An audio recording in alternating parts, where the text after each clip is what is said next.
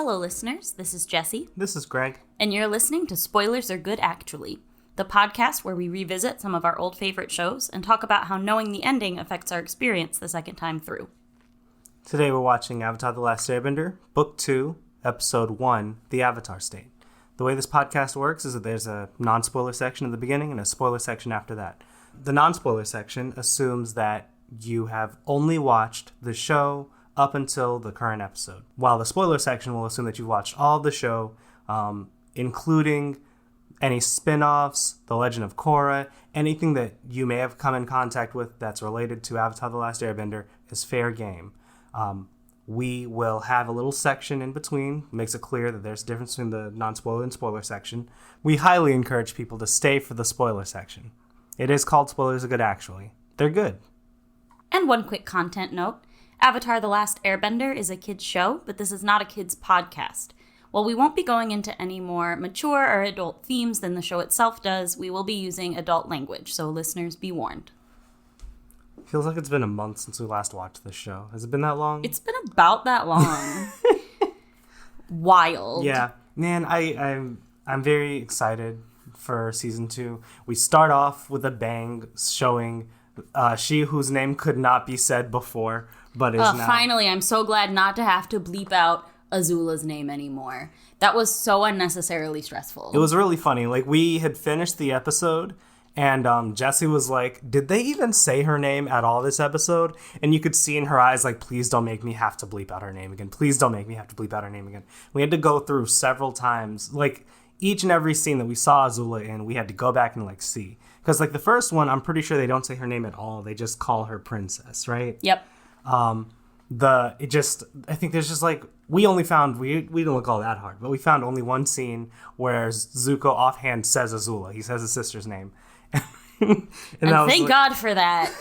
Man, because I have a lot to say about her, and it would suck to not be able to say her name. The deep sigh of relief from Jessie was hilarious. Before we get too far into it, I do have one thing to say, which is that when we recorded our last episode, the season 1 finale, I mentioned that we had reached 300 downloads of the entire podcast, nice. Which is just already incredible. In one season, 19 episodes, that's so exciting to have that many listens, because we really, truly only thought this was just going to be us and maybe like 3 friends ever listening to this. We didn't think 300 downloads would happen at all until like maybe the end of the final season, just because a few people downloading one. Yeah. would do it. But since then, I mean, it has been almost a month, like you said, since that episode came out. But now, having released no other episodes of this show, we had the spoiler special. Yeah. But, like, I don't think people are downloading that. That one wasn't. That was just like a fun bonus while we were in between. Yeah, it doesn't count. So despite not having any new Avatar-related episodes, we now have over 425 downloads. What? You hid this from me. I mean, I was only, like, kind of paying attention, and... You hid this from me. I wasn't trying to keep it a secret. You did not let me know when we hit 69. You didn't let me know when we hit 420. Like, I feel hurt. I didn't even think about the meme numbers. Yeah, you didn't. You just let us pass the meme numbers. Wow. We're going to get to 690, and then we're going to get to 4,200. Oh, God, I don't want to hit 4,200. I'm so scared of that many people, Jesse. Like, I know that it's like not actually 4,200, like, actual people. It could be multiple downloads for a few people, but, like, that scares me. I can't have that many people. I can't have that many downloads. My voice isn't that interesting. I mean, by the end of the series, there will be at least 60 episodes. Jesus. And so that's 100 people. It's frightening. Listening to the whole thing. Thank you so much. 690. Thank you so much to everyone for giving me this like mini existential breakdown. I was not prepared to be talking to this many people at once. We joke, but we really appreciate you. You guys are amazing. Okay. So I have a 10-word summary. Excellent. What about you? Do I have a 10-word summary? But you go first. Okay. So my 10-word summary is, Aang is not a weapon. Azula kind of is, though. Wow, that one's really good. Yeah, it is. That's really good. Fuck, I should have gone Y'all first. can't see me, but I'm dancing. I should have gone first because I'm really proud of that one. I have to follow it up with my boring ass Aang deals with a stupid general and Azula shows up. Like, I'm sorry. It's fine. It's succinct. It gets all the information across in 10 words, which is what we're trying to do. it's just a Jesse beat But me mine this was time. clever. Yeah, fuck. I was not ready for that. Just starting off. Okay. This is probably the one time it's ever going to happen, so I'm going to, sit in it and enjoy this. Drink it in, Jesse. Starting next week. That's not true. I don't even know. Anyway, cool. That was fun. Yeah. Oh, yeah. man. Yeah, this is a lot. This episode's great. And we have these, two distinct plots that are going on. Yep. But we are now... We're getting into places where it's like, I don't give a fuck about what Aang and them did. What's going on with Zuko? Right? I mean, that was already me most of the series. I mean, I'm kidding. I mean, I just feel like that's less the case in season 1 than it is right now. It's true. Yeah. I mean, Yeah. it's, building, and Zuko's arc is super interesting, and his plot is really getting spicy. Yeah. Anyway. So do you want to start off with the Aang plot then? Yeah, sure. That's a good place to start. So we've got Aang. I like how, it opens up with just them being on a fucking random ass water tribe ship, right? And Aang is having these terrible nightmares about the Avatar state, right? Yeah. I don't know. So I feel like the Aang plot this episode is basically kind of like the creators going, we hear you, Redditors and people who use facts and logic. We hear you. I don't think so. I mean, but that's me. That was me. When I was watching it at first, I was like, why don't they just use the Avatar state and end the war? What the fuck? They have established this thing, and it must be addressed at some point. This is an obvious question that a person thinking would have. Yeah. Why don't you just use the Avatar state to end the war right the fuck now? Why are you going through all of these hoops, right? And they, I feel like this is appropriately addressing that. Because it's scary as fuck. Right? The biggest thing is that, we just don't have, from a practical standpoint, we straight up don't have a good way to do it. Yeah. You can't control it. We can't control it. The only time we've ever seen Aang go into the Avatar state was in moments of severe distress. Actual literal danger to himself or his friends, or, traumatic realizations. Yeah, in the episode, Aang is like, I can only do it when I'm in genuine danger. And I noted down at that point that that's not really an accurate description of when he goes into the Avatar state. It's not about being in danger. He's constantly, in danger of getting killed or severely hurt or getting captured. And he almost never goes into the Avatar state. It's much more of an emotional response of, extreme rage and anguish and pain and grief. Yeah. It is being overwhelmed by his emotions that puts him into the Avatar state, which is so cool and interesting. Because it is, it's still a defense mechanism. That's what's happening. We have turned our actual literal traumas that we need a therapist to help us with into a giant, ball of power and rage that, we can use to kill our enemies. And the Earth General is yeah, that's good. Cool, let's use that. Yeah, let's bring that out. Sounds like a nuke. Let's go. And that's accurate. They would.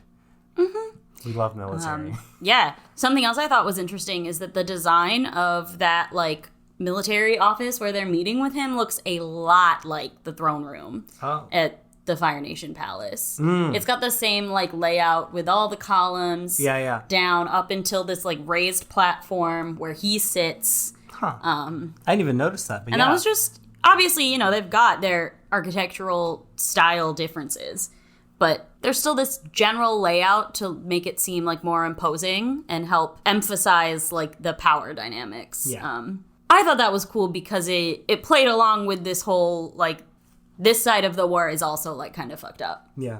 And, like, clearly the Fire Nation is the bad guys, but there is still people who are, like, making terrible decisions and, like, kind of just wanting power on this side also, because that's this general. I like how the art kind of reflects this whole, like, not so different after all kind of dynamic. But yeah, like, you know, it's listen, I am sick to death of, like, both sides are bad, and that's not really what's happening. But I think that the parallel in the structure of this room, like, it emphasizes the exact aspects of those two, like, cultures and dynamics that are similar. I do feel like part of it is, I feel like it might be more culturally ingrained for the Fire Nation as a general principle that they, for whatever reason, like, tend to, like, trend towards more power, while the Earth Kingdom had to kind of develop a bit of this philosophy as a necessity, right? Like, we've been on the receiving end of this, like, war for 100 years. We have to start doing these things. And like, there's something to be said about that. Yeah, that's a good point. It could be similar because it's kind of mimicking it. Right. But, you know, at the end of the day, we're running into, like, problems that we would expect to see in the Fire Nation within the Earth Kingdom. And, like, General Feng had some good points when he was like, Aang, look at these people out here. Those ones. And I thought that it was very well done, how it's very heavily implied that Aang would actually see, like, dead bodies at this point in most other shows. But we saw just, like, people that were injured. And he's like, those are the lucky ones. Basically, like, showing Aang, this is the cost of a war. These are the dead bodies that are piling up every single day that you are not finishing it. Like, he had a point. It was still, like, fucking gross and manipulative, though. Of course. Absolutely. And I personally think the most effective, best manipulations are those that have very good points that are hard to just argue away. Yeah. And Aang believed him and he agreed. And Sokka agreed, too. Katara was the only one that was like, we can't do this. This is not okay. Right? Like, you can't just... there's a proper way to do this. We can't just let this happen. And, like, first of all, within the narrative, she is correct. But also there's also just, like, the fact that, like, she doesn't address the fact that there is the fact that a lot of people are dying every single day. We don't resolve this. It's just the fact that, like, first of all, you don't have a good solution, General Feng. Your solution is not correct. It doesn't work. Because what you just want to do is weaponize a child. Yup. Man, all the ways that they tried to get him to go into the Avatar state, though, hilarious, are so stupid. Fun. There was the drink, and I was like, did they just give him 5-hour energy? And then Jess is like, it seems like you gave him cocaine. And Greg was like, what about coffee? And I was like, not even close. We skipped that, went straight to 5-hour energy, and then that wasn't even enough. Yeah. Like, come on. It was off the walls, and then the fucking hot mud incident. The hot mud, the ceremony that was... They just made it up off the top of their heads. Fire, water, earth, and air. It's just hot mud. Yeah. I don't think they call it hot mud. I think he just says mud. Yeah, Aang says this is just mud. But it's hot mud. It's hot mud, it's for important. Sure. Absolutely. And Sokka decided that the cure for hiccups is also the way to get into the Avatar state. All of it was just a very fun little interlude that they did. Which, was good. Because otherwise this episode had the potential to be really, like, dark and heavy for a season premiere. Yeah, I think I've said this before. The show does a very good job at, like, kind of weaving in light, humorous moments within their very heavy, like content. And I think it's really well done, and it makes it much easier to view because it's, you know, we get to explore these very hard things while still having a laugh every once in a while. I think it's good. Another thing I wanted to mention about Aang and the Avatar state was when he was like after the thing, all of it happened, right? The general buries Katara underground, and of course you took the Avatar's girlfriend, so he's gonna go Avatar state on you. And then he's like, it worked, and it's like, no, it didn't. Yeah. After all of that, Aang says to Katara, I hope you never see me like that again. And I'm just like, I'm reminded of the firebending thing, the firebending incident, where, and this seems to be a running thing with Aang. Aang is very scared of power. Yeah. He's very scared of having too much power and losing it, and losing control of it and hurting others because of his lack of control. To the point where he will not wield that power, just period. And we're seeing it again here, where he's like, like before it was firebending, where kind of in the back of your mind you're like, well, I could see you managing without like really going into firebending. I could see it happening. But then he goes, I hope you never see me like that again. And he's referring to the avatar state, and you're like, you're probably gonna need that. I don't. It's harder for me to believe that you can like pull this off without using the avatar state, right? Yeah. But yeah, I mean, it's a good like through line on a bunch of other like internal conflicts that we've seen Aang had all throughout season 1 are kind of coming together here. Yeah. Like it's addressing his like guilt over like the loss of his people. He says a couple times like it's already been 100 years. I'm already like I can't wait another moment. Yeah. And I can see that. Like where's the rush? The rush is I was gone for 100 years. Yeah. Like we wanted this done yesterday, and the yesterday before that, and the yesterday before that for 100 years. And then his fear of losing control. Right. His fears of like fucking abandonment when it comes to, quote unquote losing Katara. Right. Which I don't know. I mean, you joked about her being the Avatar's girlfriend, but at this point still can be very much read as like a, like just found family. Yes. Like this is his best friend and like the closest person to him in the entire world right now. Yeah, like it doesn't have to have any romantic context at all. Yeah, that's still just it works even without the romantic connotations, which we'll talk about that. Anyway. But like, there's a reason it was Katara and not fucking Sokka. Yeah. Oh, I wanted to touch on Sokka also real quick because I think just one of my I don't know if it's my favorite moment of the episode because Azula's in this episode, but my favorite moment of the Aang plot is such a small, soft, quick moment where at the beginning we saw Sokka going, "Hey, why not? Aang should go Avatar state, become a weapon, kill the Fire Lord. Why not?" And he was with Aang the entire time. And then late at night, Aang, I think he has like a nightmare and wakes up or whatever, and he's just like sweating and like he's just like, Sokka, I don't think I can do this. And then Sokka's response, his reaction says, "You sure? Okay."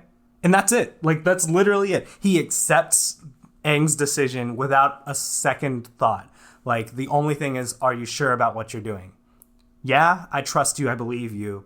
And I think that's such a, like, I love that amount of trust, especially considering Sokka's the guy at the beginning of season 1 who was like, this fucker's banned from my fucking, like they've come so far, right? Yeah. Sokka inherently trusts Aang, and I love that. I just like seeing this very quick scene, a few seconds, that really says a lot about who they are and where they are and like their relationship with each other. Yeah, and I mean in the first part, he's not even really arguing like pro Avatar state. Right. He's just like, yeah, why not? That could be like practical. Yeah. I don't see a problem with it. And this has always been Sokka's stance, right? He has always been like, this is the practical thing that we need to be doing.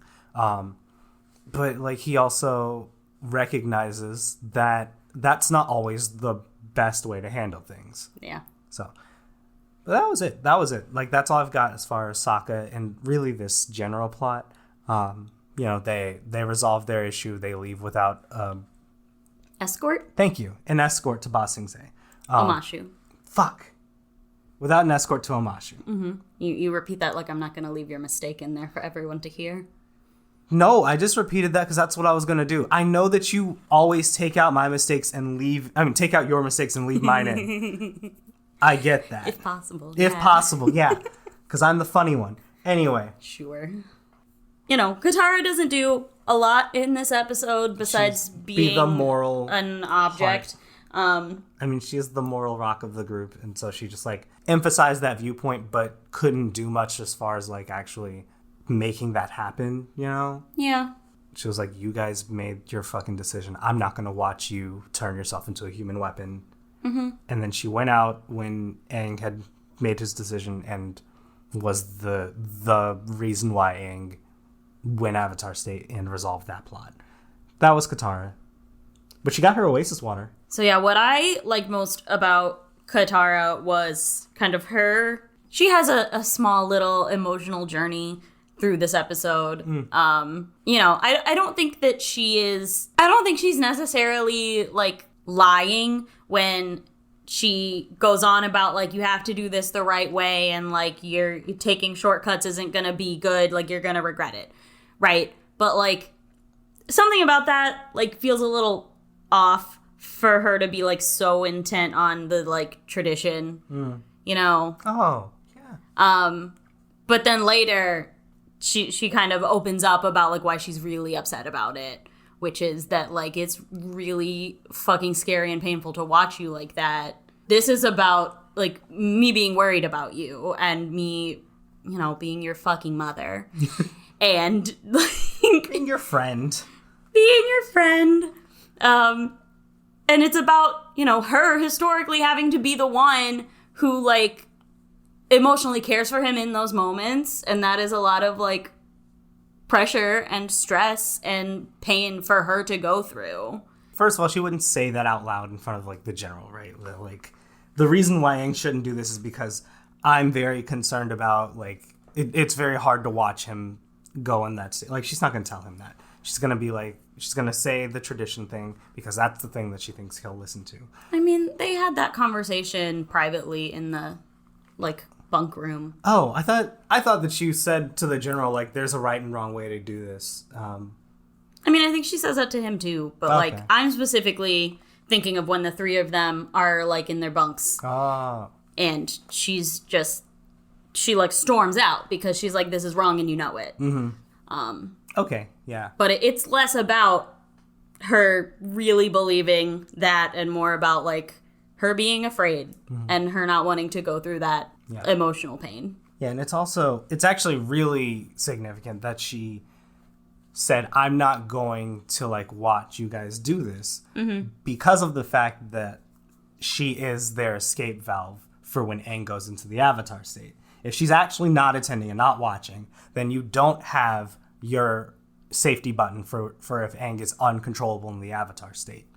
She's not available. She's not there. You can't we have not seen anybody else calm him down. Yeah. I mean, it's a really great moment of her like creating boundaries. Mm-hmm.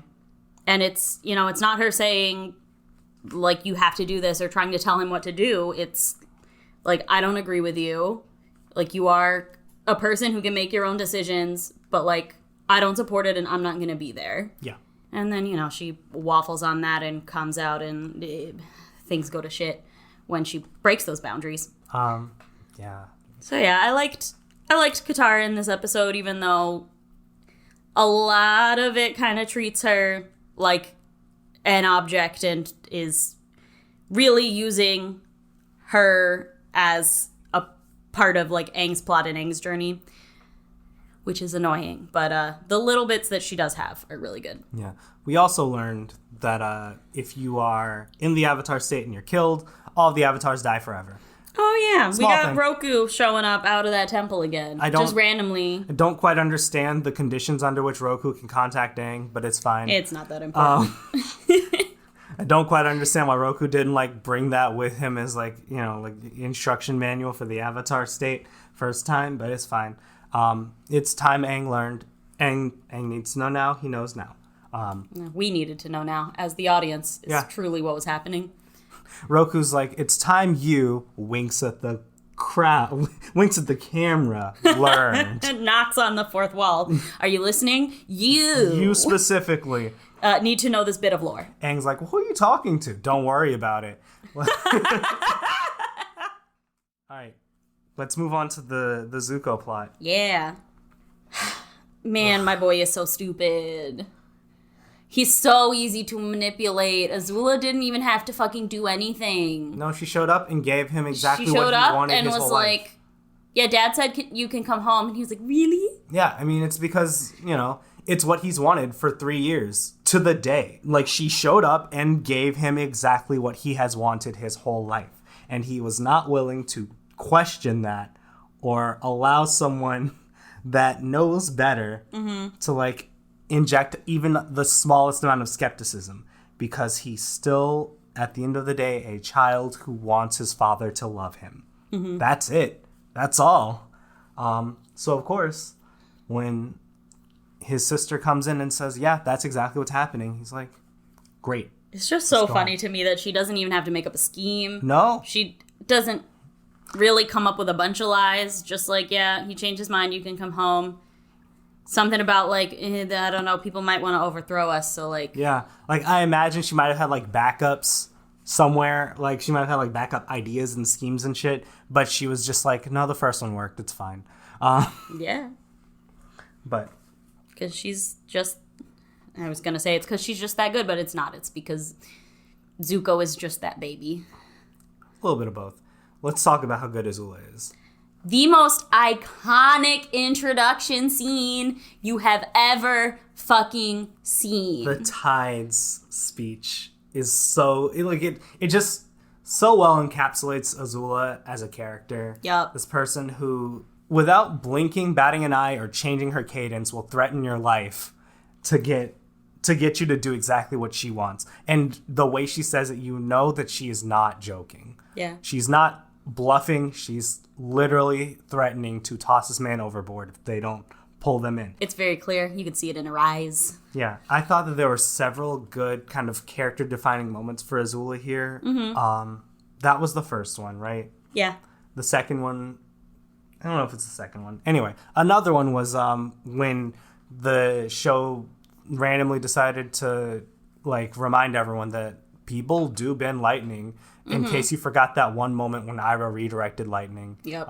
The show basically said, like, also we can generate it. Yep. And Azula was practicing. The two old ladies were watching her, and they said, almost perfect, just one hair out of place. And Azula's reaction to that is, of course, to look angrily at her own fucking hair, move it out of the way and say, almost isn't good enough, and go straight into it again. I have so much to say on this in the spoiler section. I'm so excited. This is, like, all I want to talk about in the spoiler section. Right. Sorry. Very excited. But, like, yeah, no. Her, like, need for perfection above all else is a huge piece of her character. And we get a nice little sneaky peeky. And then just, like, how quickly and casually she's willing and able to kind of switch modes on Zuko. In one moment, she's, like, smiling warmly, we're going home. And then literally the next moment, Father blames Uncle for the failure bossing say, and he thinks you're a miserable failure too. Just casually. At the Water Tribe, but yeah. Right. What did I say? You said bossing say, and, like, Why do I keep saying bossing say? North Pole.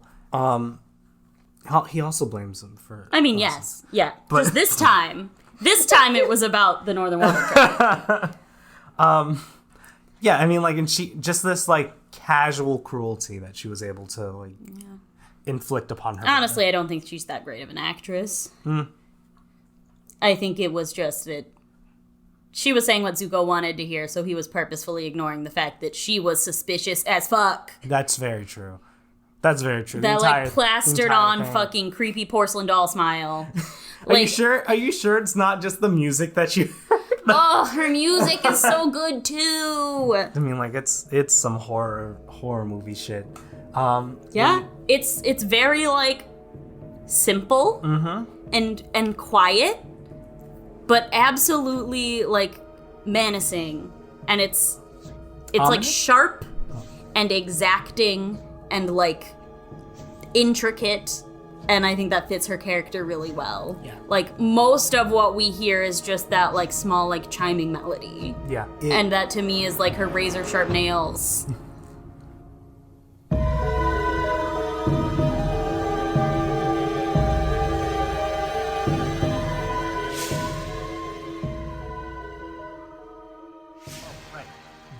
the other moment, another character defining moment is also just like how casually Azula beat Zuko's ass. Like he was firebending, he was going all out, and she did not seem to struggle at all in the one moment she firebends. Oh look, blue fire. Anyway, she didn't have a hard time with him. She would have murdered him if Iroh wasn't there. Like, yeah. I don't know. We see so much of Azula in maybe like 10 minutes of screen time, if that. Yep. It's amazing. I loved it. I love how quickly we get a gist of like who this person is and how very dangerous she is, because we're doing the Worf effect. I don't know if you know the Worf effect. Sounds familiar, but why don't you explain it for the audience? Worf effect, I believe it comes from... Not for me, I'm smart. Right. Worf effect, I think, comes from Star Trek. Worf was like their like big bodyguard dude, and whenever we want to show how powerful another like enemy is, we have that guy beat up Worf. And so we have that here, where like Azula beats up Zuko quickly and easily. Zuko, the same guy who beat fucking Zhao twice in one-on-one combat. Yeah, and not just beating him, it is how easily she's just, like, not even fucking trying. She did not She's, like, rolling her eyes like this fucking child. Yeah. I also really liked some of the Iroh Zuko moments this episode. Yeah.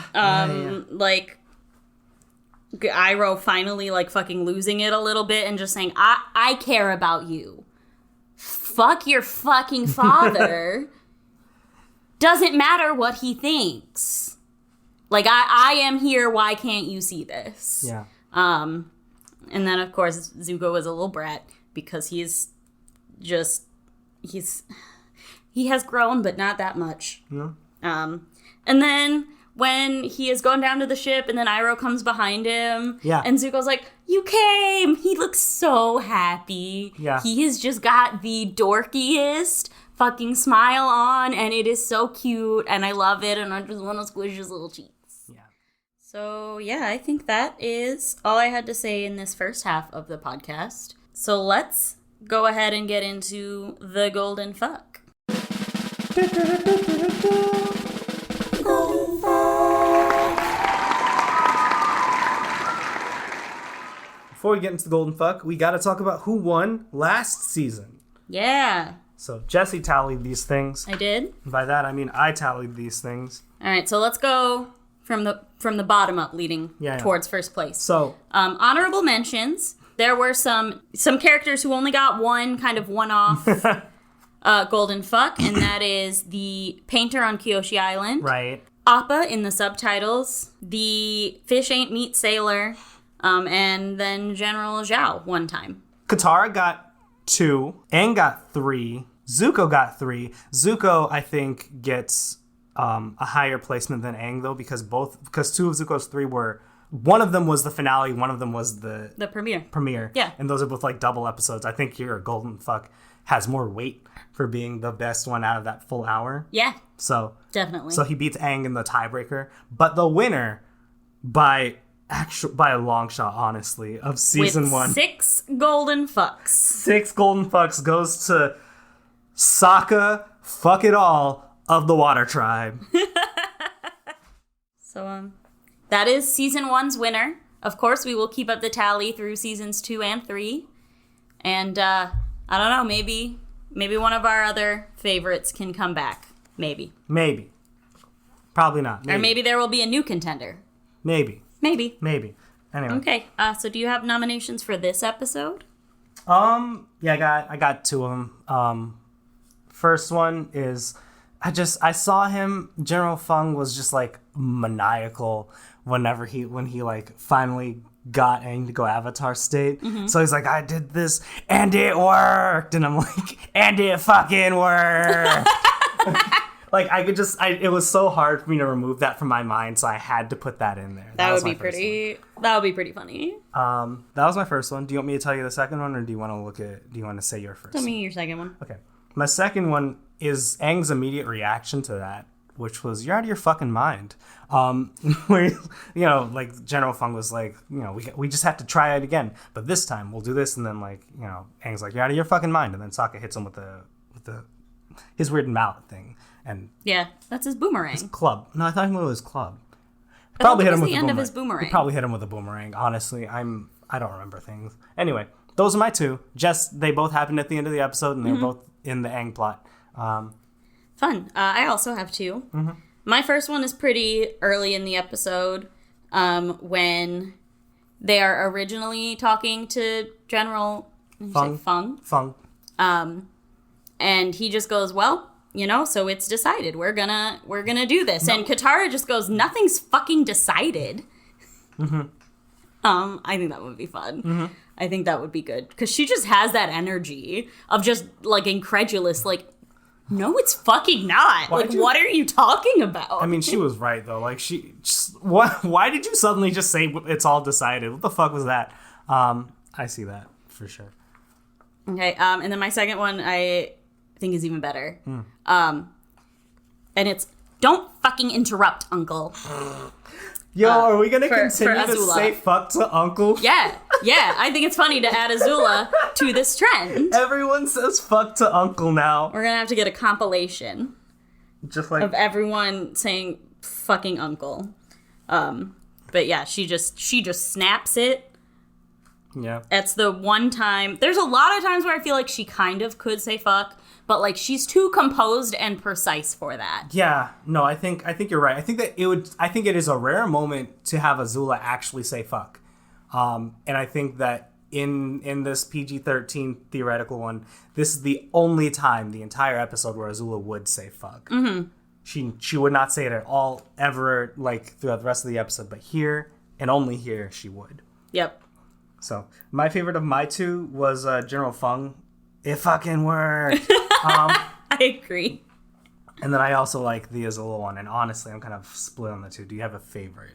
I mean, I like the Azula one. I'll give it to Azula. I don't mind that. All right, let's go. Coming in hot, her first episode, and she just steals away the golden fuck. Sokka better watch out. On that note, I want to get into the spoiler section because I want to talk more about Azula.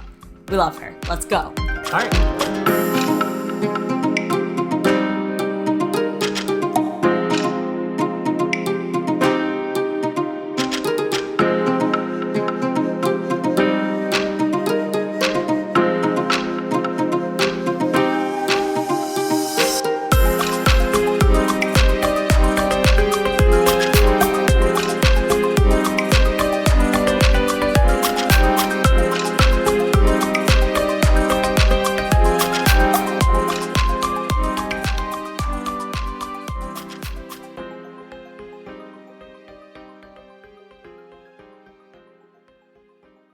She has a very interesting relationship with her brother and her uncle. Oh my god.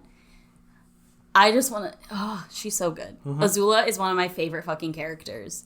She's just... I mean, obviously, listen, have you learned anything about me by now? If it's not that I like women who will step on me. But just beyond her just being, like, scary and hot. Like, oh, those nails.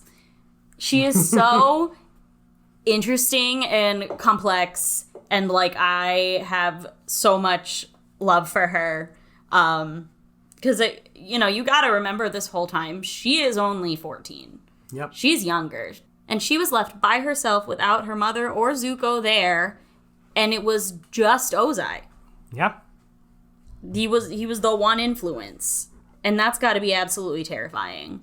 And so that is all that I can think about when I see that scene of Azula practicing her lightning bending, right? Like, obviously, it's just like a personality trait that she is a perfectionist and needs everything, like, in place and in order.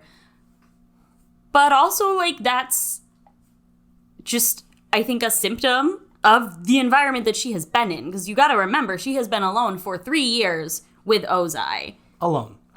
Ursa and Zuko are both gone, and it is just her and her father. And if you think there is any chance that the fucking fire overlord maniac who wants to take over the world isn't fucking abusing his children, I don't know what to tell you. Like, it's gotta be such a terrifying situation to be in, even as the favorite child. And I think that, like, you know, perfectionism and this, like, people-pleasing and trying to be this flawless, not one hair out of place, absolutely, like, perfect to the T child is very much a defense mechanism, because it's something you see in real life with children in these kind of situations with these terrifying, like, mean, demanding parents. And so when I see her getting incredibly fucking upset about her hair falling out while practicing lightning bending, it just makes me think of, like, how much shit she has had to go through to be here. Yeah. I think the show does a really good job of, like, showing these, like the inner, like, demons that are, like, plaguing Azula, like, later on, right? And I just wish that it was less damning to her, just the way she was treated, period. She, like, she goes crazy after she loses her throne, and then she comes back in the search, was it? Yeah. Yeah.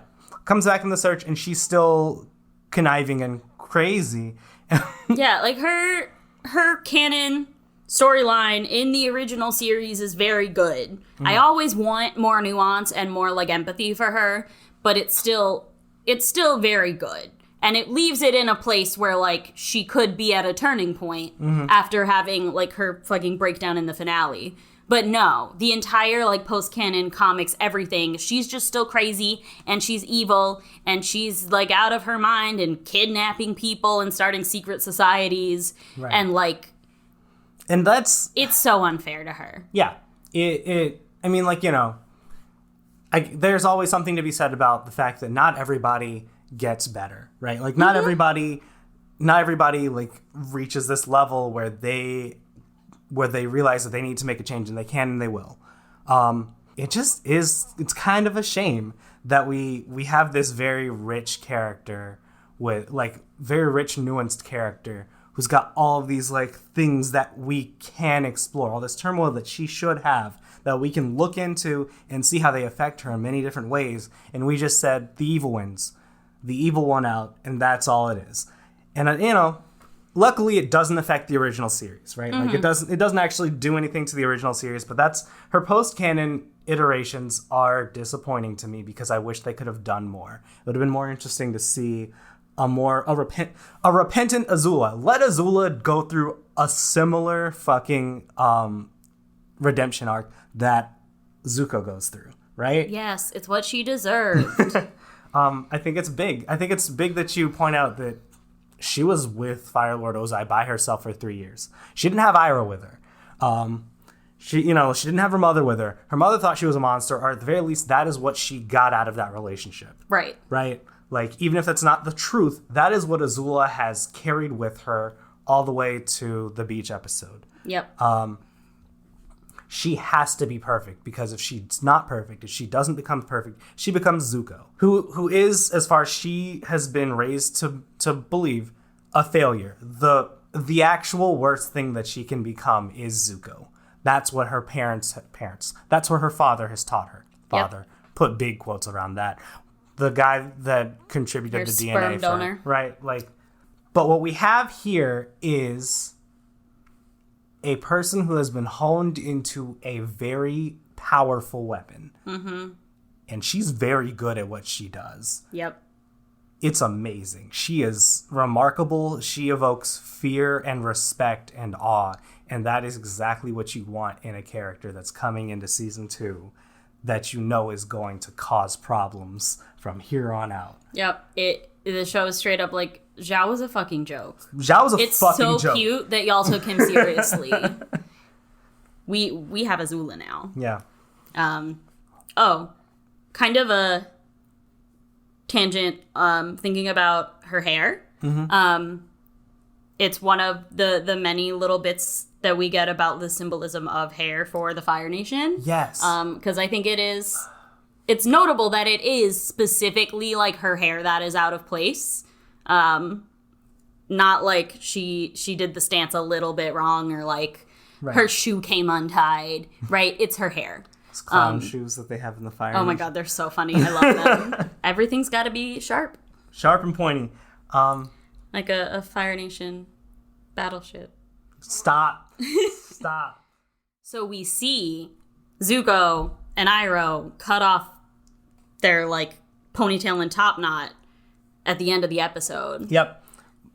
Which, you know, it signifies, and I'm glad they didn't say it out loud. It was very clear that, like, they have that, like, the way they hold their hair, the headdress, that little thingy, is their, like, it signifies that they are royalty. And them cutting it off is them establishing that they are no longer, they're, you know, like, more than exiled now, because Zuko was already exiled. Yeah. They're actually no longer a part of this royal line. Mm-hmm. And it's less how the rest of their country views them and more like how they view their relationship to their country. Yeah. Right? Like, they are removing these final, like, symbols of their allegiance and their home in order to, like, protect themselves and to run away and hide and, like, leave it behind. Right. And then on another note, this is the beginning of Good Hair Zuko. Yeah. I mean, it really does explain why he had that stupid haircut. Yeah. They never do. Explicitly, you kind of have to read in between the lines. Right. But, like, you know, That's it's... why. Yeah. The kids have ponytails because they're children, but they're royalty, and so you got to wear that pony. Mm-hmm. And so he's got to keep that. Yep. But, like, he shaves the rest of his head because he doesn't deserve hair. Sounds about right. I say it jokingly, but also it's serious. This, but unironically. That reminds me of a thing that I wanted to mention in the non-spoiler section, but forgot. We also see kind of the beginning of them using, not the beginning, I don't think this is the beginning, but this is definitely one of the biggest times when they're using his eyes for symbolism, Yes. Zuko's eyes. Oh, I wrote that down. Yeah. I was specifically saving that for the spoiler section. Okay. Just because... I mean, like, just because it comes to a head at the end of this season. Yeah. But, like, a big thing that to notice is when Azula is like, your father wants you back, and Zuko's like, my father wants me back. And, like, in that scene... Father regrets. Right, father regrets. Like, when he's, like, when it's sinking in, and Zuko's really believing that his father wants him back, it only shows the side of his face with the scar. And, you know, from here on out, the scar side is going to represent Zuko's ties to Ozai and the Fire Nation and returning to his former glory. And the non-scarred side is going to be him repenting, turning away from the Fire Nation, fighting against the very obvious wrongs that he is observing and will see throughout this season. Mm-hmm. And it's just going to be this inner conflict, which is expressed very, like, less subtly as it goes on. But, like, it's pretty subtle, right? Like, that, like, these are the two sides that are warring right now. And I really liked how they kind of invoked that and incorporated it into one of my favorite redemption arcs in fiction, period. Mm-hmm.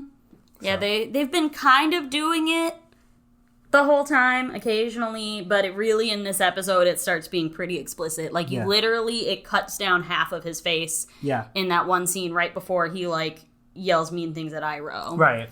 But yeah, it's consistent. It always, like,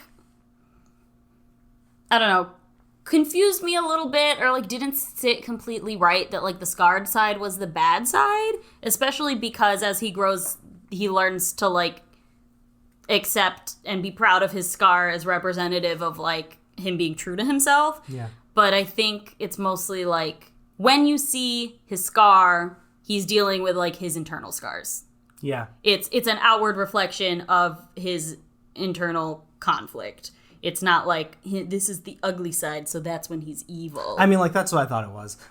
Like that on the surface, it is that a little bit, but I don't like that interpretation. That's fair. Right? And it doesn't seem consistent with his character by the end of the show. Yeah. I honestly would have preferred for the the pretty non-scarred side to be the evil side, and the scarred side to be the one that's struggling, the part of him that's really had to work and had to go through the hard times, right? Like, I would have preferred that myself, but I don't mind it so much that it's one of those things that really irritates me about it. Yeah. You know, they're consistent with it. Small and critique. works. I think it would have been better if it was flipped. Yeah. Because the implications of, like, the scar side is the evil side are not great. But like I said, I choose to think of it as the scar is an outward symbol of his internal, like, scarring and struggle. Mm-hmm.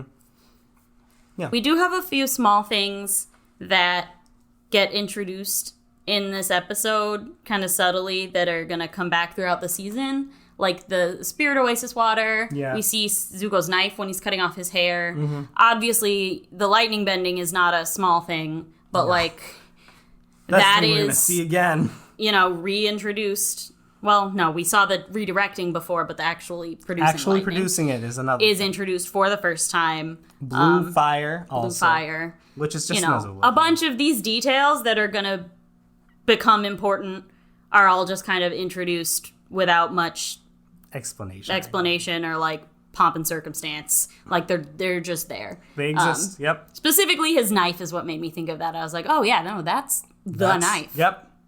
Never give up without a fight. Mm-hmm. Very same. Yeah. Yep. And that spirit water. Mm-hmm. Yeah. I just wanted to bring up again this dilemma of kind of killing yourself morally for the world. Like, it comes up here because of the General Fung being like, child soldier, child weapon, I don't mind it, nuke them all. Mm-hmm. But I feel like this is a thing that Aang constantly has to deal with and constantly avoids, and the show kind of sidesteps at the end of the day. But it's the idea that, like, we have one person who has very strong morals who it seems like will have to violate those morals for the good of the world, right? Mm-hmm. Like, again, like, before it was like, I should probably do the spiritual thing and go through the Avatar state properly before I go for the Fire Nation. Yeah. Right? But later on it becomes, I can't kill, but I need to kill. But I can't kill, but I need to kill. I don't know. I just like, I like noticing it again. I like bringing attention to it. I have noticed in myself a tendency to just kind of not accept the like third option things a lot of fiction pulls out. Just because I'm just like, if you made it hard, it should be hard. You guys need to like make an actual decision instead of just giving them a free way out. But like, I also recognize that, like, first of all, a lot of times it just sucks. It just sucks to watch. I don't really want to watch Aang kill a dude. I don't think I ever really want to see that. I don't want to see Aang actually go Avatar state and cut a swath through the Fire Nation and end the war that way. Second of all, it's an acceptable solution that they came up with. If you like, I'm pretty sure they have said that they had planned for it to work this way in the first place. They had planned for Aang to develop energy bending and control the bending of another person and take away the bending of the Fire Lord. I think that was how it was originally, and like, we always have our little complaints about how it felt kind of weird that they just like randomly brought up the lion turtle. But that, you know, we also know there are hints like in the library. There's it was a little Deus Ex turtle. Yeah. But I'm not on principle, I'm not against it. Yeah, like, I'm not inherently upset with them bringing out the turtle like that. I'm not inherently upset that like they decided to sidestep this very real, very serious moral issue that would have been interesting to explore. I just want to bring up that it's there. It's still there. It starts like, and it's not like it's been there from the beginning. It's been there from at the very least here, but like that, like, Aang has very strong moral beliefs, and the world is demanding a lot more of him than he may be willing to give up. I don't know. I like it. I think it's cool, and I like how like this is kind of a microcosm of that entire thing. Yeah. And I think kind of a branch of that theme, as evidenced in my 10-word summary, the idea of like people being a weapon is a really, again, like interesting question. They handle it pretty well here, but it also makes me think of She-Ra and how they handle it in that show. Yeah. I don't know. It's just interesting to see the approach of like he was ready to just like fucking do it. Yeah. You know, and that's honestly kind of the way you see a lot of people go, right? Is they're like, well, I'm gonna like sacrifice myself for the sake of the world. Yeah. And it doesn't matter like what's good for me and what I want. But you know, he ultimately decided no. Right. But for a while there, he was ready. He was ready to be human weapon. Ang the nuke. I do not begrudge anybody that like I don't want to be in that position ever in my life. And I can respect the decision that is made in either direction. Yeah. Because it's hard. That shit's hard. I just love that we see it. Yeah. But I guess I like that both here and in She-Ra it kind of steps back from this like I have to sacrifice myself to save everyone. Yeah. Right. It's not exactly the same, but it's similar. Yeah. Yeah. We might spend some time some other day talking about the differences and similarities between like Aang and She-Ra, Adora, and how they address these things because it's really interesting. But yeah, I think that was all I had. I don't know if you had anything else you wanted to add to it. No, that was everything. It's a good season opener. I love it. It's a very good episode. You know, the Aang stuff is fine. Like, we talked about some really interesting questions, but for the most part, the actual scenes were like, you know, those were pretty good. The Zuko stuff. The Azula stuff. Oh my god. Yeah. I am so ready. To for be season stepped 2. on. For season 2. I mean, that also. To be stepped on. Hell yeah. Thank you so much for listening today while we covered Book 2, Chapter 1 of Avatar: The Last Airbender, The Avatar State. We hope you'll join us next time when we talk about Book 2, Chapter 2, The Cave of Two Lovers. In the meantime, you can find us on Twitter at SpoilersAreGood. And we also have an email if you have any, longer concerns, questions, or you don't have a Twitter and want to reach us. And that email is spoilersaregoodpodcast@gmail.com. And as always, if you're liking the podcast, please go ahead and give us a rating or a like on whatever podcast platform you're using, whether that is Apple, Spotify. We really appreciate it, and it definitely helps with visibility for this podcast. Yep. Thank you. And as always, remember, just because it's spoiled doesn't mean it's rotten. You can now eat a bone for Bye, everyone.